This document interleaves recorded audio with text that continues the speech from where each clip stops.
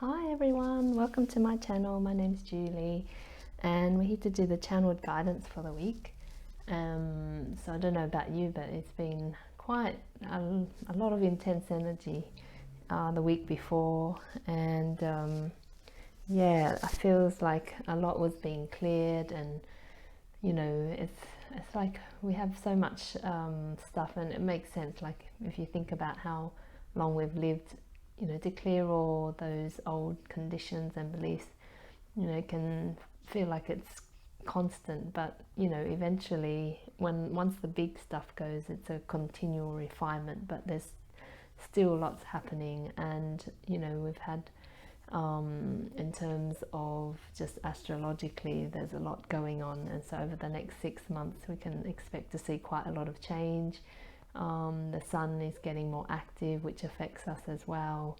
So there's, you know, as we go through this big shift, and you know, the new, as I mentioned before, the new earth is here, meaning, or you know, what maybe people will call it fifth dimension, whatever it is, this new energy is here for us to access, and it just means aligning with it and doing the work to release the old stuff, so that you know, you have the awareness of what you're moving into. Are you in love or are you in fear? You know, being in one of the, I think one of the easiest ways to approach situations in your life, if you're wanting to align with the new energy that's here. So yeah, sorry, my mind, I just had so many things coming through. So I was asking this week what messages need to come through, and one of the big messages was about being you, and or being ourselves. And so for so long we've been told, you know, we need to adjust ourselves to be a certain way, and you know, to fit in with this world that we live in. And you know, what I've been hearing in, you know, just through the channeling, but also through other different, you know, what I see outside, it is about just really coming into yourself and aligning with your true self. So, and I guess, yeah, that's a big thing. It can be a big thing if that's something you're not used to, but just take it step by step. Just the more that you can become aware of how you're feeling in your body, what your thoughts are and things like that, the more that you'll be able to tune into really coming into your authentic self. It's when you're not aware, that's when you act unconsciously, and all these old conditionings and things like that will just trigger you, and you'll just keep continuing on. Where the more that you can become aware, then it means that you can stop and say, oh, okay, maybe that's what's happening, this is an old memory, I need to change that. And I heard a, you know, really great question, or I don't even know what you call it really, but it was the question was, what if you were the love of your life? And you know, for me, that question really created a big shift in me, because you know, ask yourself, maybe ponder that this week. What if you were the love of your life? How would you treat yourself differently? How would your life look like? Because you know, we're so used to putting our energies externally and saying, you know, expecting others to meet that idea, to love us, to da da da da da. But if we can't even do it for ourselves, how can we even know what that is? So I'm posing that question, and I hope that you take the time to really consider it. And if you have any comments or feedback, I'd love to hear it, because it really is a really beautiful, deep question that I think can create a lot of shifts for you. So, okay, let's get into the tarot. Otherwise, I'll be here all day talking. So, what's the message for channeled guidance for this week? What's the message for us?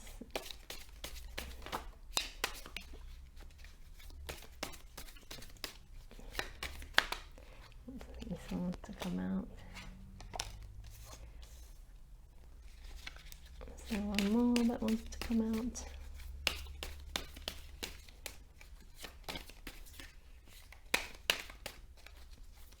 Okay, two more want to come out. Okay, so let me just arrange this so you can see it. There we are. And so at the bottom of the deck, you've got the Knight of Cups. And for me, and also the Six of Cups, when it came out, just really reminded me of that question, or, you know, basically everything that was said at the beginning, really about, you know, being your true self, you know, really being that love of your life. What would that look like? Because when we start to really love ourselves and accept ourselves as we are, then the world reflects that, and we start to see gifts come in. And for me, the Knight of Cups is about gifts of love, or, you know, an emotional gift coming towards you. And it's almost like, you know, take that step to overcome all those fears or those worries about not being good enough, or, you know, not being enough just as you are, right? Because it can be scary to let go, you know, like we've had these ideas of ourselves for so long.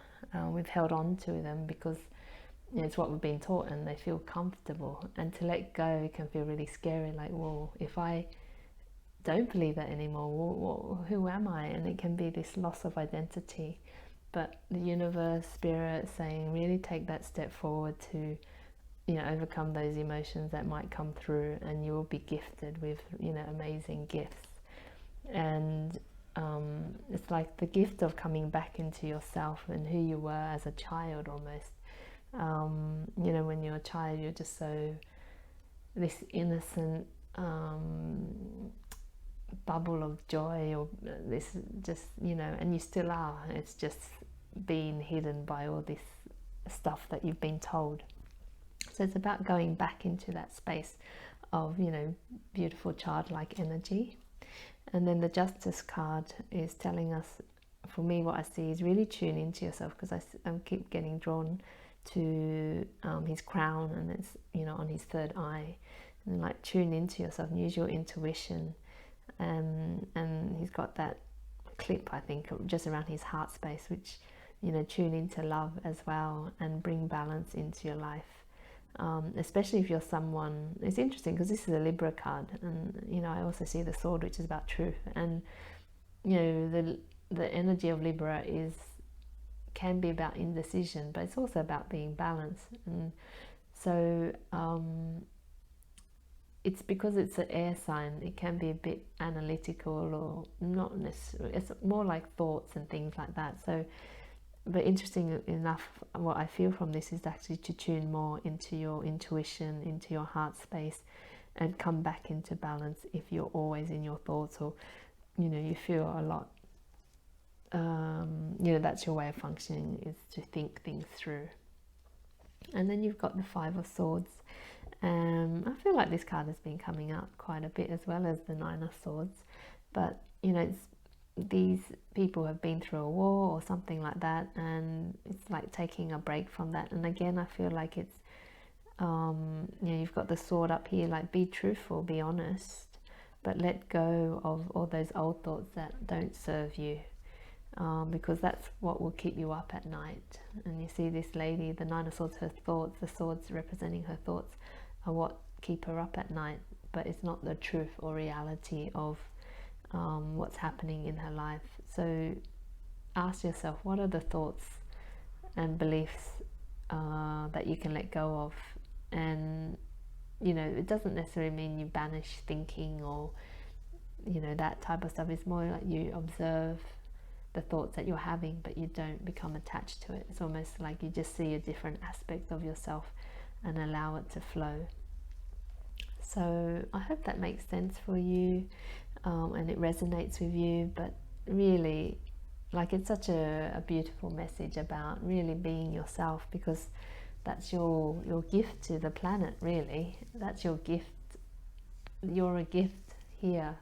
And if you deny who you are, deny, you know, all your beautiful aspects, whether you think they're great or not, you deny that experience here. And so, yeah, it'd be a real shame to do that. So really, you know, come back into that joy and that loving space, and, really ponder that question that I posed at the beginning, that was shared with me. You know, what would it be like if you were the love of your life? What would it mean if you were the love of your life? So thanks for watching and listening. It's been really great to read this week, and I look forward to seeing another video. Bye.